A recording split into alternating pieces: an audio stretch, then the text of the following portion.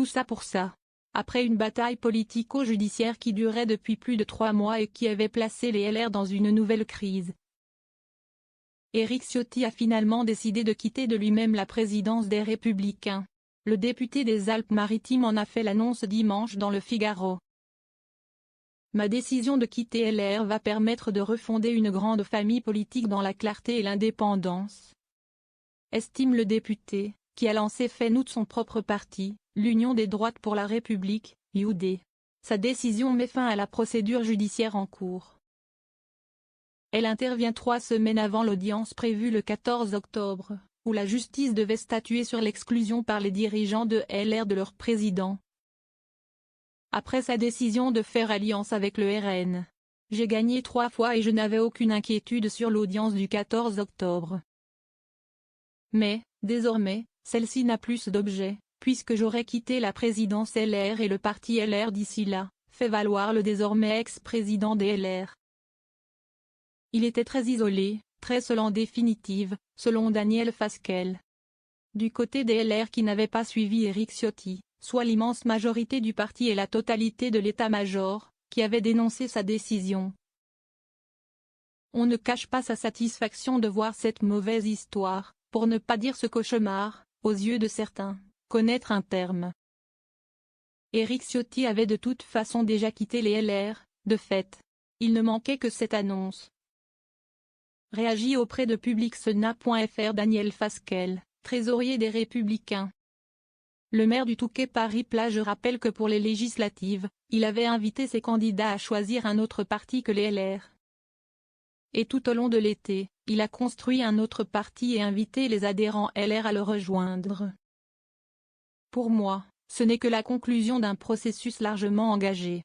Ce n'est pas une surprise.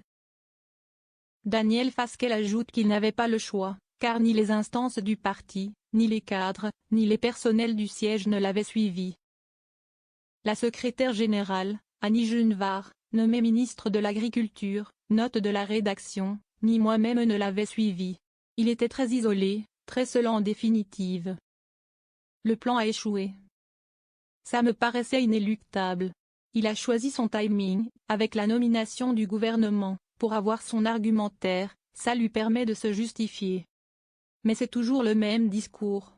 Ça évitera au moins des procédures, qui sont toujours délétères pour tout le monde. Juge Dominique Estrosi Sassone, présidente LR de la Commission des Affaires économiques. La sénatrice des Alpes-Maritimes, département d'Éric Ciotti, ajoute.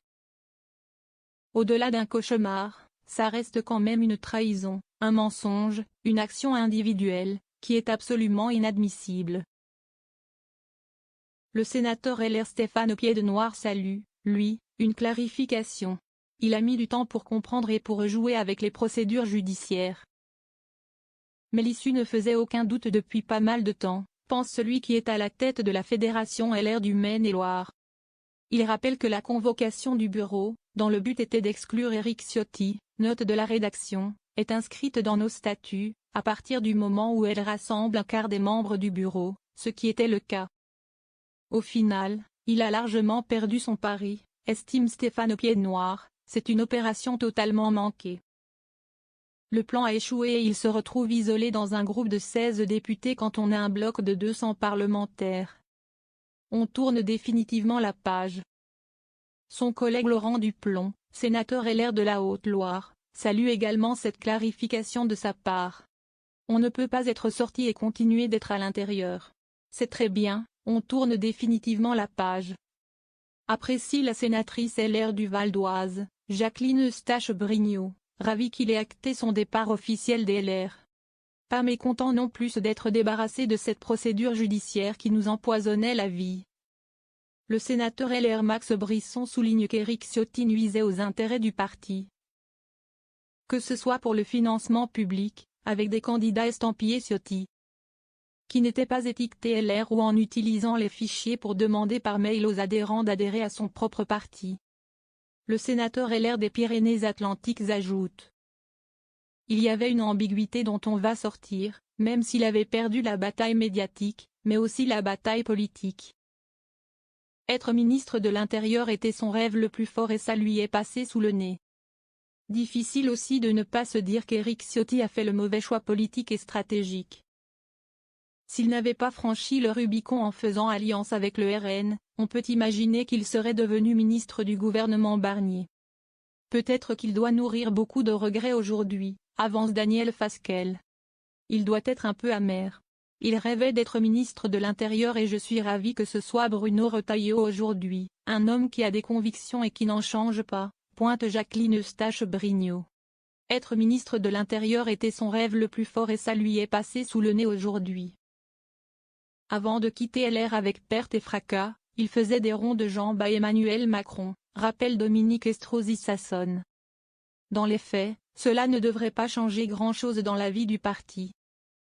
Concrètement, il n'était plus présent depuis un petit moment au siège, remarque Stéphane Piednoir, qui raille le cirque, le cinéma de son vrai faux départ, suite à la dissolution. On n'a pas à récupérer les clés, on ne les a jamais perdues. On a toujours été chez nous. Jamais personne n'a été interdit d'accès au LR. J'ai continué à y aller toutes les semaines, le personnel aussi. Le parti a fonctionné tout l'été, explique Daniel Fasquelle, quand Éric Ciotti n'y a pas mis les pieds depuis le mois de juin.